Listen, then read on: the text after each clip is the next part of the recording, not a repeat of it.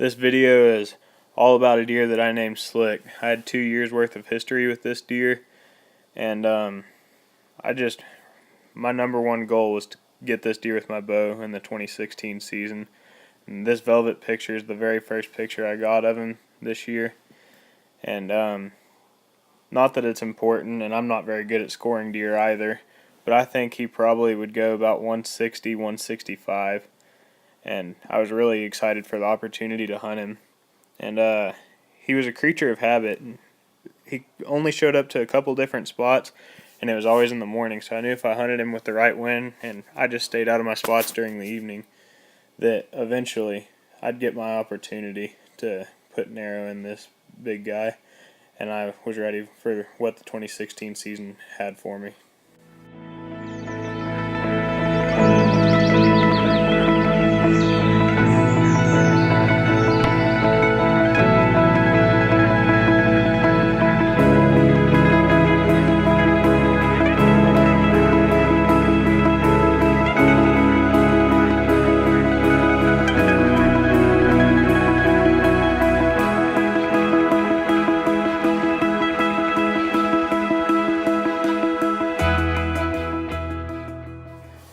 According to my cameras, Slick had remained true to his habits, and there was no reason to be worried, but I was becoming frustrated since through October and November I was unable to lay eyes on Slick, and I hunted hard all through Thanksgiving break and failed to lay eyes on him when the rut was supposed to be going on. So I skipped school on Monday, November the 28th, in hopes of, with one last hunt, possibly I'd put myself in front of him. And he finally made an appearance on this morning, stepping out at just 3 yards away. I got a feel for how large this animal truly was, and realized that this was all going to be worth the wait.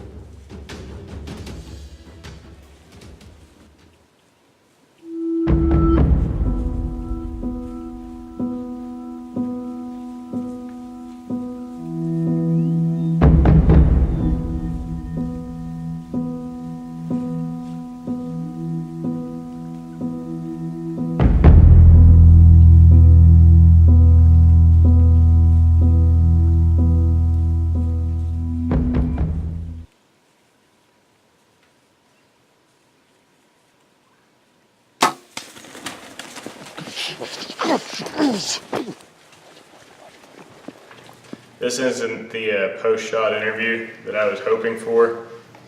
That was an absolutely giant deer. Slick was even bigger than I thought he was. He, as you can tell from the video, I hit him higher than I would have liked. Initially, I thought I smoked him straight through both lungs.